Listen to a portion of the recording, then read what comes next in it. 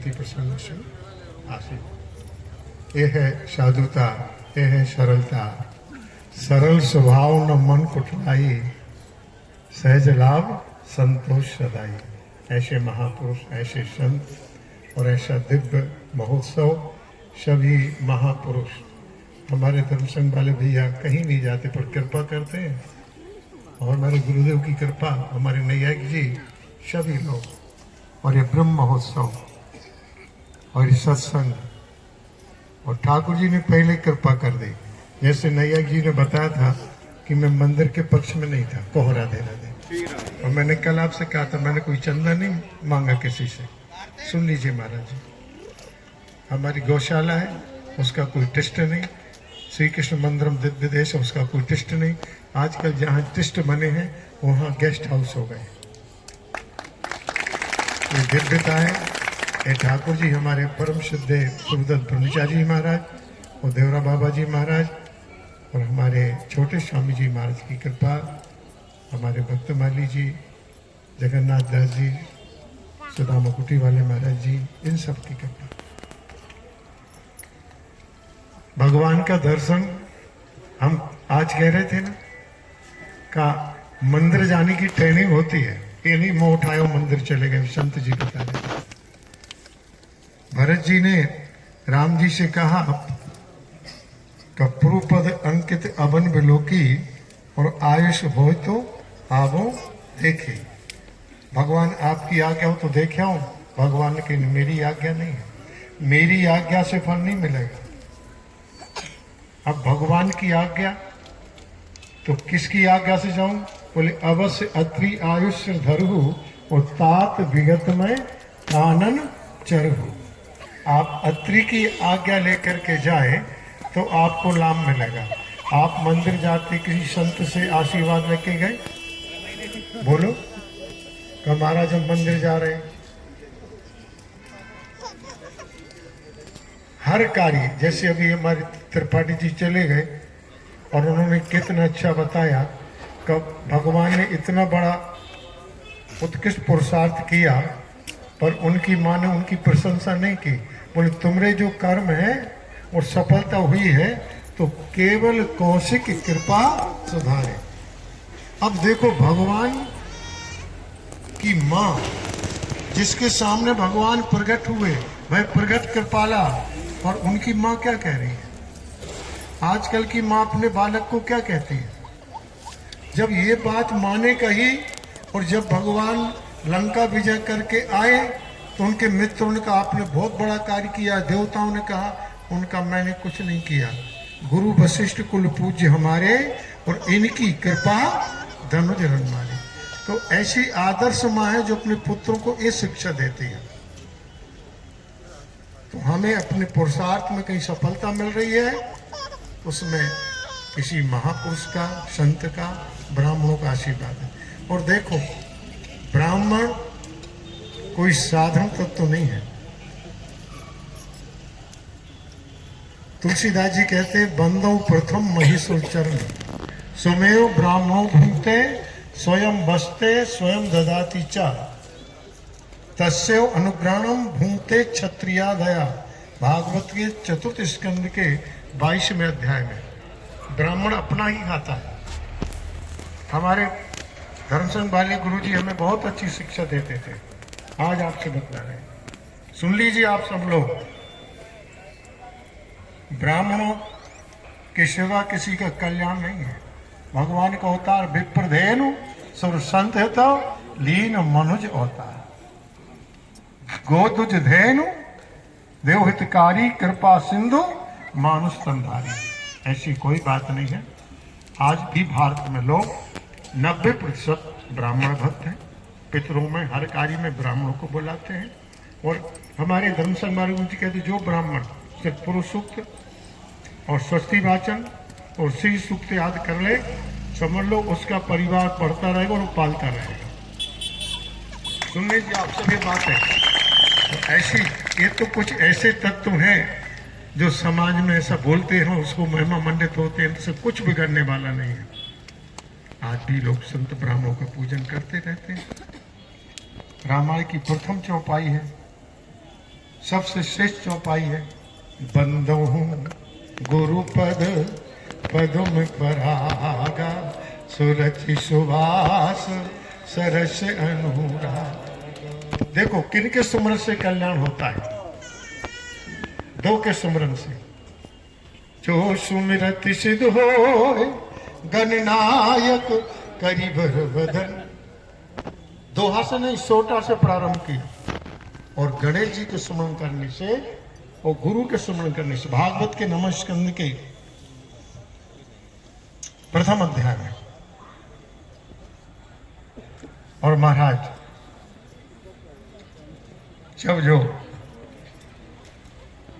श्राद्ध देव का जो पुत्र उत्पन्न हुआ, सुन, और पहले बच्ची हुई इला, उनका गुरुदेव कैसा हो गया? तो गुरुदेव उसका नाम दूसरा रख दिया, वो पुत्र हो गया।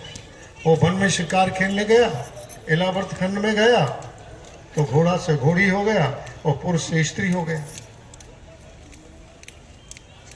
कहो जय श्री कृष्ण। अब इसके बाद उसने गुरु का स्मरण किया। देखिए उसकी वृत्ति बदल गई, गुरु कृपा हो गई, इस श्राप से मुक्त हो गया। तो हम गुरु कृपा, और आज आपसे बता रहे 4 वर्ण बनाए हैं और ब्रह्मा ने आचार्य की स्थापना ब्राह्मण वर्ण में की है। कहो नारायण। ब्राह्मण वर्ण में की है भाई। ये विधान जो है, ये शास्त्र जो है, हम हर वस्तु शास्त्र विधि से करें। ये शास्त्र विधि उत्सृजो वर्तते काम कार्ता, ना सा सिद्धि मापनोति, ना सुखम न परामयति। मैं कहता हूँ नए नए संत, नए नए पंथ, नए नए ग्रंथ और उनका जेल में अंत। तो एक बात आप सुन लें, हमें शास्त्र विधि से चलना है। साधु का स्वभाव कोई साधारण स्वभाव नहीं है। अभी कितनी अच्छी बात हमारे महामंडलेश्वर गुरु गोविंद गोसेवी संत रामदास जी ने कहा। आज के लोग भौतिक प्रभावशाली लोगों की आ जाने को बड़ी उपलब्धि समझते हैं। ये नहीं, उपलब्धि तो जब ही है। हमारे श्री राम जी कहते हैं, मुनिगण मिलन विशेषी मन, सबई भांति हित मोह। सबसे बड़ा हित किसमें होता है? अपना ब्रह्मोत्सव। आप सब लोग उत्तर शामिल हुए, हमारे पूरे रामनगर और वृंदावन सभी संत वृंद आए। हमारे परम श्रद्धे और हमारे आश्रम के संरक्षक नैयायिक जी,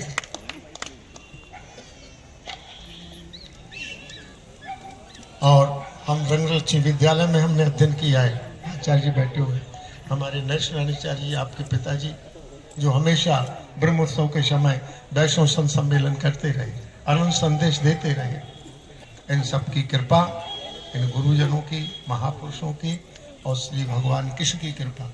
हम आपसे कहते अभी तक हमने गोकुल नहीं देखा, गोकुल नहीं देखा। और हम अभी 4-5 वर्ष पहले ही बरसाने पहुंचे थे। एक है हमारे IAS, उन्होंने कथा के लिए, तो मन का भैया मैं 2 दिन पहले पहुंचूंगा। सुनो आप बात बता रहा हूँ, 2 दिन पहले पहली बार बरसाने गया मैं, तो समय नहीं मिलता मुझे। ब्राह्मण का कार्य ऐसा है, त्रिकाल संध्या करना कहाँ समय मिल पाता है। हमारे गुरुदेव धर्मसिंह बाल हमको बहुत अच्छी शिक्षा दी है और बहुत हमको प्यार देते थे। उनकी कृपा से हमारे मनसूबाचारी, भानु देवाचारी लोग इतने आगे बढ़े, उनकी कृपा से बढ़ रहे।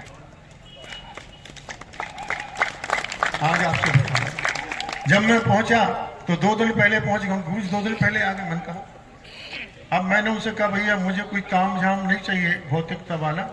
हाँ आइए, अरे आइए आचार्य, अरे जय श्री कृष्ण, बड़ी कृपा की है। हाँ बिराजी। तो मैंने कहा भैया मैं कोई सरकारी गाड़ी से नहीं जाऊंगा, मैं तो सादा जाऊंगा। पर मैं सादा गया, मैं नीचे उतरा, 2-3 मेरे संत और विद्यार्थी, तो मैंने पूछा हाँ कोई अच्छे संत है?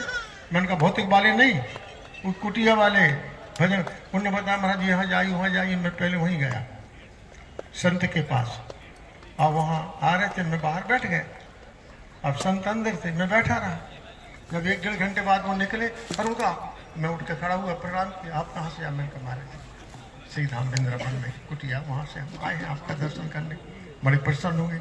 कहिए। मन कहा ये आदेश लेने आए हैं, आपकी कृपा हो और आपकी आज्ञा हो तो श्री राधा रानी के दर्शन करें। क्या कह रहे हो?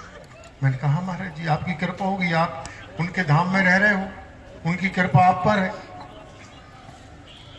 बोले आज तक हम किसी ने, मेरे भक्तों ने नहीं कहा, आप ऐसी कहने आए हो, आपने कभी दर्शन किया? मैंने कहा महाराज जी मैंने तो कभी दर्शन किया नहीं।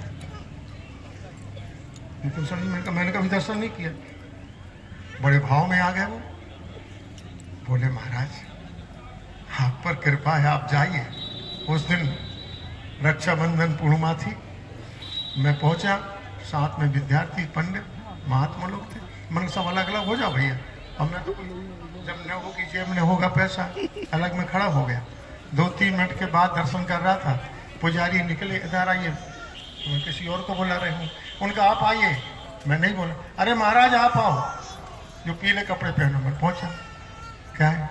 बोले आपको रक्षा सूत्र बांधना है। मैंने कहा महाराज मैं तो बाबा आदमी हूँ, तो 2 पैसा तो मिलेगा नहीं आपके लिए, है किसी और को बांध देते लोग यहाँ खड़े। बोले नहीं नहीं, हमें तो राधा रानी की प्रेरणा हुई और हमें पैसा नहीं चाहिए, सेठ नहीं चाहिए, आप में कोई विशेषता है तो ये राधा रानी के एक संत के द्वारा आज आप कौन संतों के यहाँ जाते हो? जब हम यहाँ रहते थे ज्ञान गुदड़ी में, आज आपसे बतला रहे 50 वर्ष हो, तो जब बाहर से सेठ लोग आते थे कलकत्ता आदि से, तो संतों के यहाँ पहुँचते थे, महाराज जी क्या कमी है, कोई गेहूं है, चना है, बिजली का बिल है। अब कौन आता है आजकल? कौन गौशाला के दर्शन करने जाता है? ये प्रेरणा कैसे मिलती है? और अब आजकल तो ये है कि सब कैमरा के मुख हो गए। एक होता है चैन, एक होता है बेचैन, और एक होता है चैनल। अब वो चैनल वाला बाबा, मैं तो साफ भक्तों से कह दिया, चैनल वाला कोई कितना प्रतिष्ठित हो उससे दूर रहिए। हमारे पूर्व ब्रह्मचारी महाराज जी कहते थे, हम ऐसे महापुरुष साथ रहे धर्म संघ वाले गुरु जी के साथ, जिनका जीवन कोई साधारण जीवन नहीं था, वो शिव के ऋषि थे। तो हमारे बीच में हमारे गोपाल भैया भागवत के आचार्य बड़ी कृपा करके पधारे हैं। और भैया हमारे श्री मोहम्मद रामदास जी आपके आने से सब, हमारे नैया जी ने कहा महाराज जी हम तो बोलते ही नहीं कभी, गुरु पूर्णिमा पहले उत्सव करते हैं तो सबका सुनते हैं, पर आज आपका आदेश हो गया। तो भैया गोपाल भैया को माइक दे दो। बालक